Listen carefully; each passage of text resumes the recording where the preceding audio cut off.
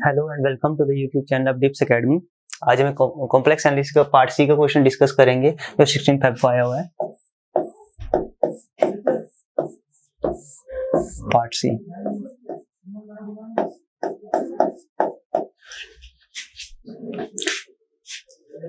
For any complex valued function f, let df denote the set on which function f satisfies CR equations.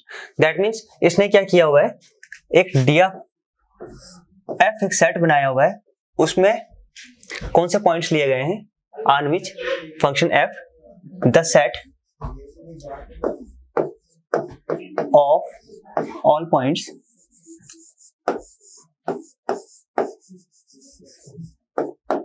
on which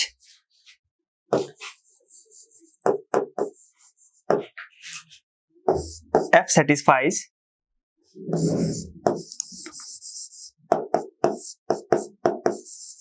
CR equations.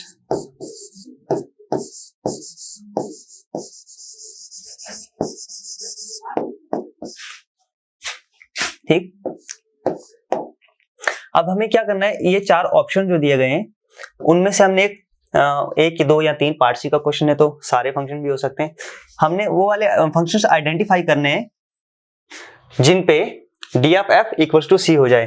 That हमें क्या show करना है, वो वाले functions F हमें ढूंढने हैं जिन पे D of F equals to पूरे कॉम्प्लेक्स प्लान पे।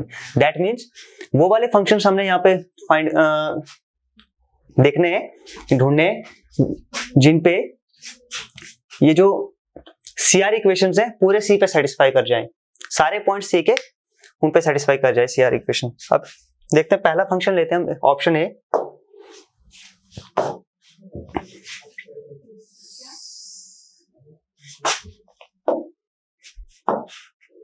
पहला फंक्शन है f of z equals to z upon 1 plus mod of z।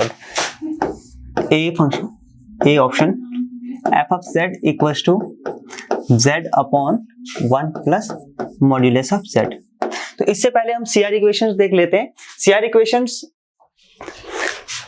इसमें तो हम पहली CR इक्वेशन, अगर हमारे पास f ऑफ z सपोज करते हैं एक फंक्शन हो u of x y plus iota v of x y, एक कॉम्प्लेक्स वैल्यूड फंक्शन है, तो first in polar forms, in Cartesian form u of x अगर v ऑफ y के बराबर हो जाए एंड v ऑफ x अगर माइनस u ऑफ y के बराबर हो जाए तो CR इक्वेशन सेटिस्फाई होते हैं for all points in the given domain.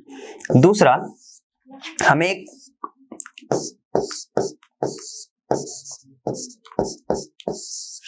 Complex form CR equation की ये हो गई, अगर हमें गिवन फंक्शन है उसको अगर हम z बार के कॉरस्पॉन्डिंग अगर हम उसको डिफरेंशिएट कर दें, अगर वो डिफरेंशिएशन जीरो आ जाए, जिन जिन पॉइंट्स पे जीरो आ जाए उन पॉइंट्स पे क्या हो जाता है, हमारी CR सेटिस्फाई हो जाती है। एक पोलर फॉर्म भी है, पोलर फॉर्म तो हम इसमें यूज करने वाले हैं नहीं, इसलिए पोलर फॉर्म को नहीं लिखता हूं मैं। तो ये हमारी CR इक्वेशंस हैं। तो अब ए ऑप्शन को देखते हैं हम। इसको हम पहले क्योंकि हमें पता है कि मॉड ऑफ z होता है, z स्क्वायर होता है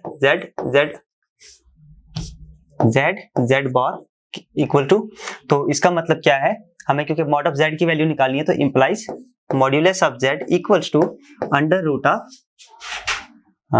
z बार। तो देयरफॉर f ऑफ z जो हमारे पास हो जाएगा वो हो जाएगा z upon 1 plus under root of z bar. ठीक, अब हम क्या करते हैं, ये वाली फॉर्म CR इक्वेशन की सेटिस्फाई कराते हैं। इधर देखते हैं कौन कौन से पॉइंट पे ये वैल्यू, इसका डिफरेंशिएशन की वैल्यू जीरो आती है। तो del f by del z bar equals to z del upon del z 1 upon 1 plus under root of z bar. ये हो जाएगा हमारे पास z, इसकी जो डिफरेंशिएशन हो जाएगी वो हो जाएगी -1 plus under root of Z bar का होल स्क्वायर, और फिर इसकी फिर से हो जाएगी, तो हो जाएगा 1/2 माइनस का अंडर रूट ऑफ जेड बार, फिर इसकी अंदर वाले की इनटू जेड। ये हो जाएगी इस चीज की differentiation with respect to Z bar. तो हम इसको मिटा देते हैं ताकि हम कंटिन्यूएशन में क्वेश्चन को कर सकें। इसके बाद which is equal to Z square upon Z bar under root of 1/2 Z into Z square upon Z bar into 1 plus under root of Z bar का स्क्वायर। ये यहाँ पे आ जाएगा। अब ये सीआर इक्वेशन किन किन पॉइंट्स सेटिस्फाई करेगा अगर हम क्या करें वो वाले पॉइंट्स ढूंढ लें। अगर ये सीआर इक्वेशन सेटिस्फाई कर रहा है that means del f by del z bar equals to 0 implies ये वाली इक्वेशन जो हो जाएगी वो 0 के बराबर हो जाएगी, minus 1/2 z square upon 2 under root of Z bar into 1 plus under root of Z bar square. ये 0 के बराबर हो जाएगा। इसका मतलब है ये कब 0 पॉसिबिलिटी है, ये पॉसिबिलिटी तभी 0 पॉसिबिलिटी है जब z हमारे पास 0 हो जाएगा। तो हमारे पास यहाँ पे डी ऑफ f जो है वो सिंगलटन सेट आया, that means not equal to c,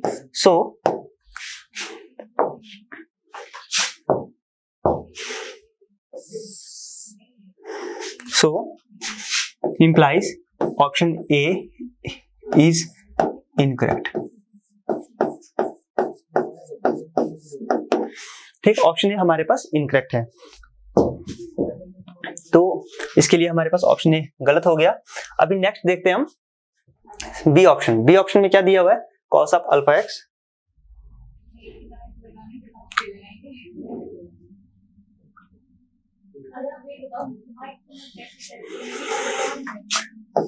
B f of z equals to cos of alpha x minus sine of alpha y minus sine of alpha y plus iota sine of alpha x plus cos of alpha Y.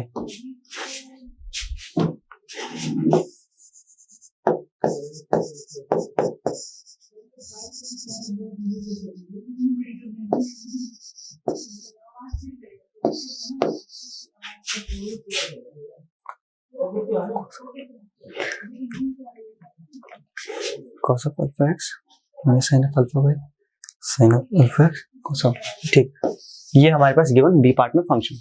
तो clearly हम देख सकते हैं यहाँ पे u equals to, इतना नहीं लिखते लंबा हो जाएगा वीडियो, u हो गया इसके बराबर, ये v पार्ट है, ये u पार्ट है। तो हमें अगर सीआर इक्वेशन सेटिस्फाई करानी तो सारे पॉइंट्स के लिए क्या होना चाहिए, ये वाली चीज सेटिस्फाई करनी चाहिए, u of x equals to v of y and v of x equals to minus u of y। तो हम सबसे पहले एक ही चीज को देखते हैं, इस चीज को देखते हैं। तो हमारे पास गिवन जो u है, u के कॉरस्पॉन्डिंग अगर हम इस फंक्शन को डिफरेंशिएट करें तो हो जाएगा alpha sine alpha x minus का, और फिर कॉरस्पॉन्डिंग v को कॉरस्पॉन्डिंग y के करें अगर हम तो क्या हो जाएगा, v को कॉरस्पॉन्डिंग y के करें तो साइन ऑफ ये हो जाएगा minus sine of alpha y, alpha y alpha cos का साइन। ठीक, तो अगर हमें कॉशी रीमान इक्वेशन सेटिस्फाई करानी है तो ये बराबर होना चाहिए, यानी u of x equal to v of y implies sine of alpha x equal to sine of alpha y होना चाहिए। जब sine of alpha x equal to sine of alpha y अगर है फॉर अल्फा नॉन जीरो के लिए, alpha zero के लिए तो सेटिस्फाई कर ही जाएगा, बट अल्फा नॉन जीरो के लिए हम देख रहे हैं। तो अल्फा नॉन जीरो के लिए ये कब होगा, alpha x equals to alpha y plus 2n pi where n belongs to z minus 0। तो इस चीज के लिए ये दोनों बराबर हो जाए, दोनों बराबर हो जाएंगे तो ये वैल्यू जो हो जाएगी वो 0 हो जाएगी। तो इसका मतलब क्या है, सीआर इक्वेशन तब सेटिस्फाई करेंगी। बट यहाँ पे भी हमें सारे एक्स वाई के लिए ये सीआर इक्वेशन सेटिस्फाई नहीं कर रही, तो इसका मतलब है D of F is equal to, so D of F is not equal to C. तो हमें ये वाली चेक करने की जरूरत नहीं क्योंकि एक ही पार्ट से हमारा हो गया। So option B C is also, option D is also wrong. अब हम देखते हैं ऑप्शन डी को, पहले सिंपल सा है उसके बाद सी ऑप्शन को देखेंगे।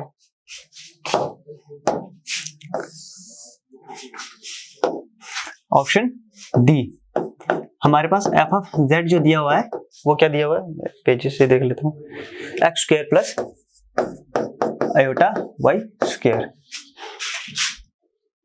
X square plus of iota y square. तो यहाँ पे भी हम ये वाला मेथड यूज करेंगे जो इस वाले में यूज करा। तो यहाँ पे ये है u, ये है v, ये वाली चीज। तो u ऑफ x अगर हमें v ऑफ y के बराबर शो करनी है तो क्या हो जाएगा, u ऑफ x, क्योंकि therefore u of x equals to 2x and u of y equals to 2y। So u of x कब v ऑफ y के बराबर हो जाएगा, v ऑफ y के बराबर कब हो जाएगा, जब हमारे पास क्या हो जाएगा 2x इक्वल्स टू 2y के बराबर हो जाएगा। That means x equals to y के बराबर हो जाएगा। तो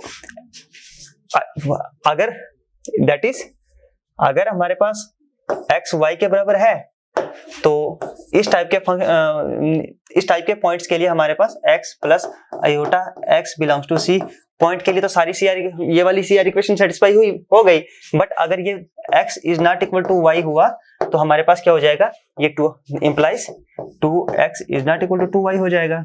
that means u of x is not equal to v of y हो जाएगा। तो दैट मीन्स यहाँ पे भी सीआर इक्वेशन सेटिस्फाई नहीं करेंगे। तो option D is also wrong.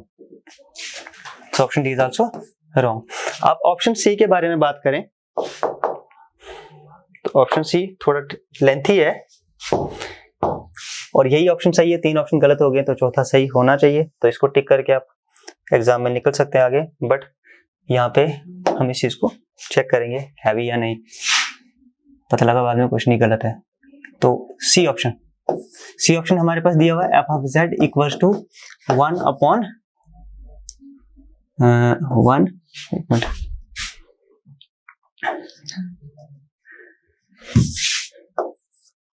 0 when z equals to 0 and z non zero पे क्या दिया हुआ value e to the power minus 1 upon z to the power 4। ठीक, अब हमें इसको क्या करना है, इस पे करानी है CR equation satisfy.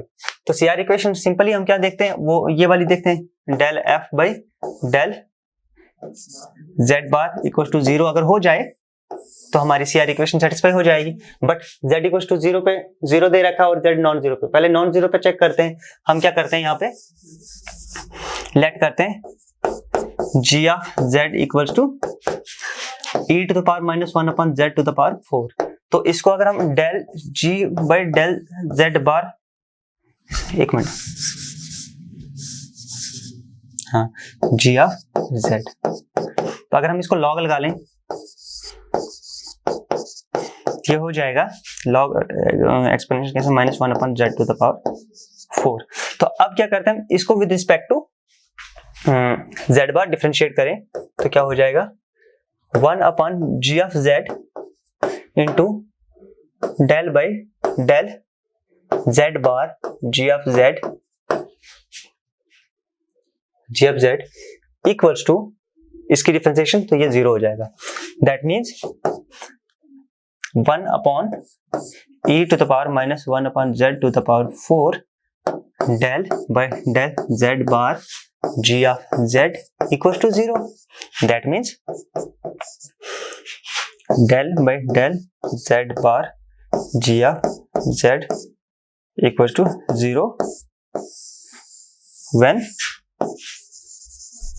z is not equal to 0, ठीक। तो जीरो, z जब 0 के बराबर नहीं है तो ये वाली फंक्शन यहाँ पे हमारे पास CR इक्वेशन सेटिस्फाई हो गई, दैट मीन्स, और यहाँ पे ये CR equation g of z के लिए सेटिस्फाई हुई है, तो मीन्स इस पार्ट के लिए CR इक्वेशन सेटिस्फाई हो गई जब z नॉन जीरो। बट जब z इक्वल्स टू 0 के बराबर हो जाए, दैट मीन्स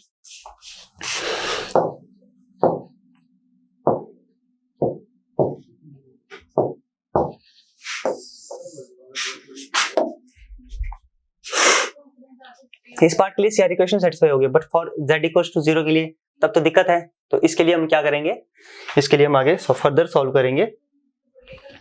सबसे पहले हम इसका f ऑफ z को हम u of z, f of z को हम u प्लस आयोटा v की फॉर्म में कन्वर्ट करते हैं। तो फिर उसके बाद क्या करेंगे, इधर हम CR इक्वेशन ऐसे चेक करेंगे, u of x equals to limit h approach to 0 u of h 0 minus u of 0 0 upon h। इस फॉर्मूले का यूज करके हम with respect to u with respect to v vx ऐसे ही चेक करेंगे, limit जो भी है। पहले हम इस चीज को f ऑफ z को हम u प्लस आयोटा v की फॉर्म में कन्वर्ट करना सीखते हैं। तो हम देखते हैं f ऑफ z नहीं g ऑफ z को, क्योंकि f of z g of z जब z नॉन जीरो के बराबर हो जाएगा तो e to the power minus 1 upon z to the power 4। अब क्या करते हैं हम, take z equal to x plus of iota y, then 1 upon z to the power 4 हो जाएगा 1 upon x plus iota y to the power 4। अब हम इसको रैशनलाइज करेंगे तो क्या हो जाएगा, x minus iota y to the power 4 upon x plus iota y 4 into x minus iota y 4। इसके बाद ये हो जाएगा x minus iota y to the power 4 upon x square plus y square to the power 4। 1 upon z to the power 4 ने ये वाली form ले ली, तो सो हम इसको रियल और इमेजिनरी पार्ट में कन्वर्ट कर दें यहीं पे, तो क्या हो जाएगा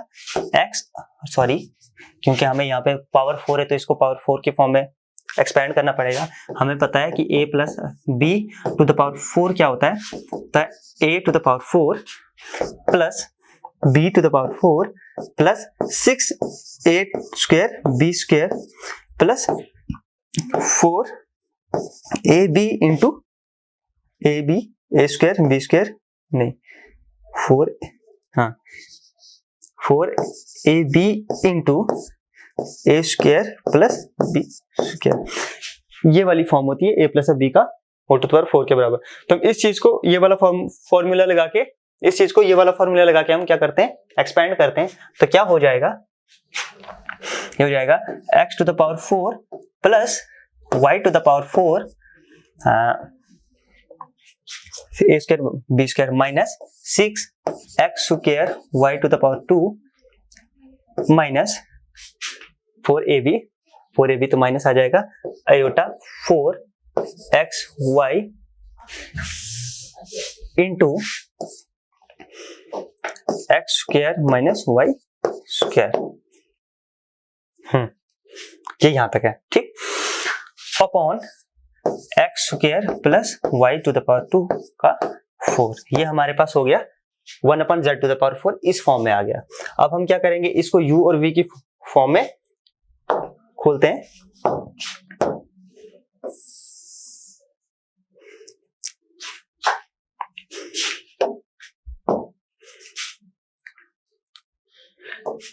Therefore e to the power, या g ऑफ z को हम लिख देते हैं, g ऑफ z को हम लिख देते हैं e to the power minus 1 upon z to the power 4 equals to e to the power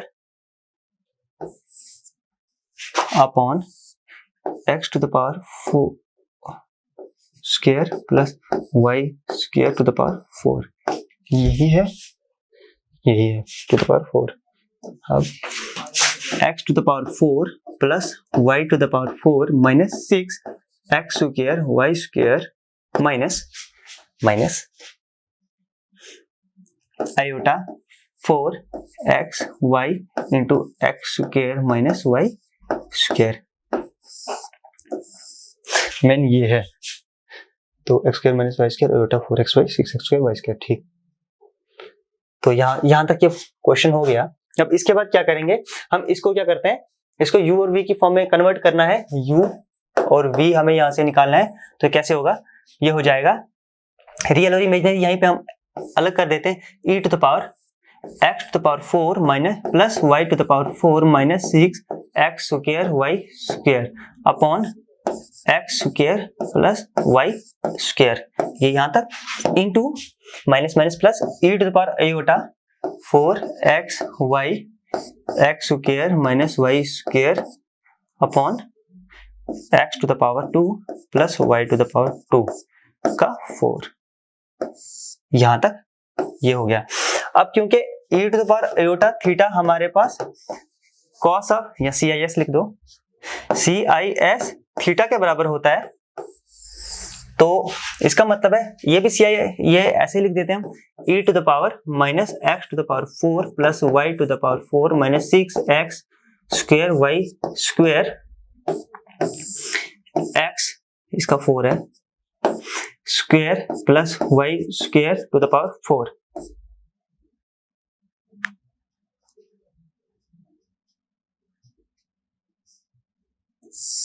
five to 4। ठीक, यहां तक। अब दिक्कत क्या है, इसको CIS फॉर्म में लिखो। तो CIS यानी cos plus iota, cos of theta plus iota sine of theta,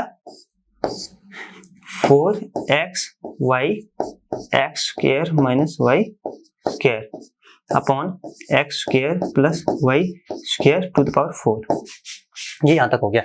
अब u के साथ देयरफॉर u हो जाएगा हमारा e to the power minus x to the power 4 plus y to the power 4 minus 6xy, सही है, 6x square y square upon x square plus y square to the power 4। ये हो गया यहां तक, ये हो गया यहां तक। और v हमारे पास हो गया, हाँ, इसके साथ cos थीटा, cos ऑफ ये वाली वैल्यू, थोड़ा स्पेस का प्रॉब्लम हो रहा है, COS cos of 4x square y 4xy into x square minus y square upon x square plus y square का 4। ये हो गया हमारा रियल पार्ट इसका। और इमेजिनरी पार्ट हो जाएगा हमारे पास e to the power minus x4 plus y4 minus 6x square y square upon x square plus y square to the power 4 and into sine of 4xy x square minus y square upon x square plus y square to the power 4। तो real और imaginary part हमने अभी यहाँ पे निकाल दिए इस function के। अब हम क्या करेंगे, पार्शियली u को डिनोट कर u को डिफरेंशिएट करेंगे with respect to x।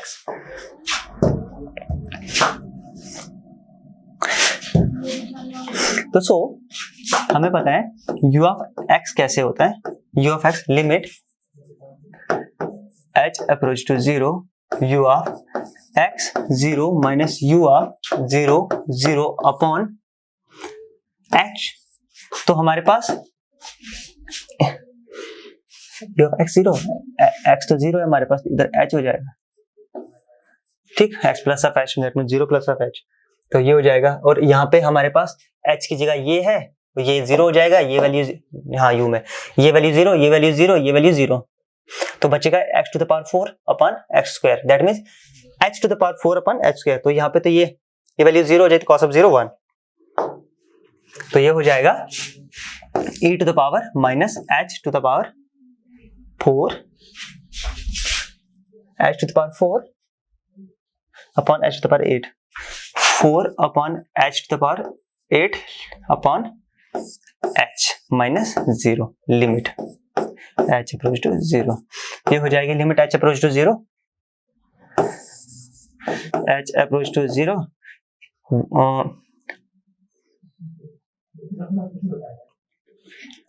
e to the power minus h to the power minus 4 upon h, which is equal to limit h approach to 0 1 upon e to the power h to the power है ये h और ये हो जाएगा h to the power 4 minus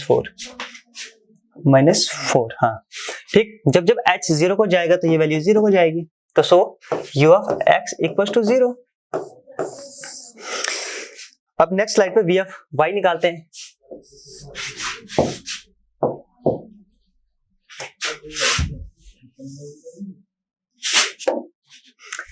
v of y क्योंकि होता है limit k approach to 0 u of 0 k minus u of 0 0 v है, सॉरी v यहाँ पे v upon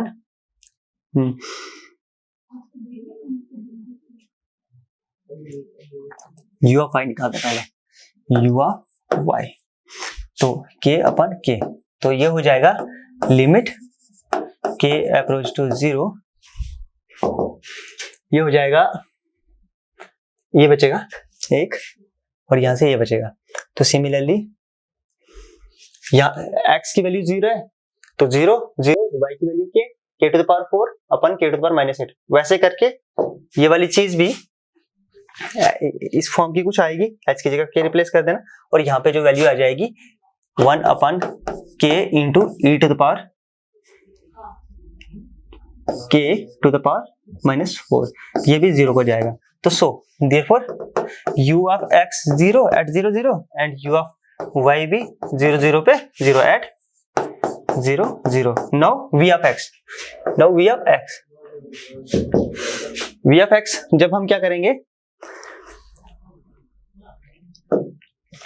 v of x की पहले वो लिख देते हैं derivation, limit h approach to 0 v of h 0 minus v of 0 0 upon h, तो यहाँ पे क्या हो जाएगा, यहाँ पे हो जाएगा h 0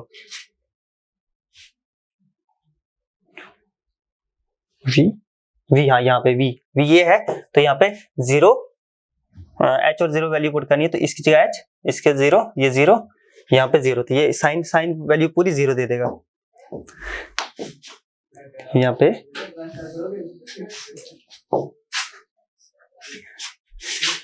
तो ये हो जाएगा यहाँ पे साइन की वैल्यू जब 0 हो जाएगी तो 0 minus 0 upon h which equal to 0, so v of x हमारे पास 0 आ गया। सिमिलरली v ऑफ y भी हमारे पास 0 आएगा। ये आप सॉल्व कर लेना, एक थोड़ा सा एक्सरसाइज, नहीं तो वीडियो बहुत लंबी हो जाएगी। तो इसीलिए हमें क्या हुआ, c माइनस 0 पे तो हमने डायरेक्ट कॉम्प्लेक्स फॉर्म ऑफ, इस फंक्शन को देखते हैं, c माइनस 0 में तो डायरेक्ट हमने complex form of CR equation try करी तो उससे हो गया, तो c माइनस 0 में तो हमें कोई दिक्कत नहीं हुई। दैट मीन्स अभी यहाँ पे हमारे पास c माइनस 0 पे फंक्शन सेटिस्फाई हो गया। बट अब 0 0 पे जब वैल्यू चेक करनी थी तो 0 0 पे सबसे पहले हमने इस फंक्शन को क्या किया, u और v की फॉर्म में बाइफरकेट किया। जब हमने u और v की फॉर्म में बाइफरकेट किया तो उसके बाद क्या हुआ, उसके बाद हमने कॉम्प्लेक्स कार्टेशियन फॉर्म वाली कॉम्प्लेक्स CR इक्वेशन लगाई, कार्टेशियन फॉर्म वाली CR इक्वेशन लगाई। तो यहाँ पे हमारे पास चारों चीज u of x, u of y, v of x, v of y, चारों जब हमारे पास 0 आ गई तो इसका मतलब है CR इक्वेशन तो सेटिस्फाई हो गई। और अब इस फंक्शन को देखें अगर एनालिटिक है या नहीं, तो क्लियरली एनालिटिक नहीं है, मतलब पूरे C में एनालिटिक नहीं है। क्यों नहीं है पूरे C में एनालिटिक, क्योंकि z यहाँ से हमें दिख रहा है कि एसेंशियल सिंगुलरिटी 0 पे आ रही है इस फंक्शन की, इसलिए ये एनालिटिक नहीं है। तो एक ऐसा फंक्शन है और ये 0 0 पे डिफरेंशिएबल भी नहीं है। हाँ वो चेक कर लेना आप खुद ही। तो हमें तो रिक्वायर्ड था कि डी ऑफ एफ निकालना था C के बराबर, तो हाँ यहाँ पे हमें तो इम्प्लाइज, अरे implies d of f equals to c, so only c is true। So option C is correct. ये 4.75 का क्वेश्चन था, 4.75 का मार्क्स का क्वेश्चन था। Thank you.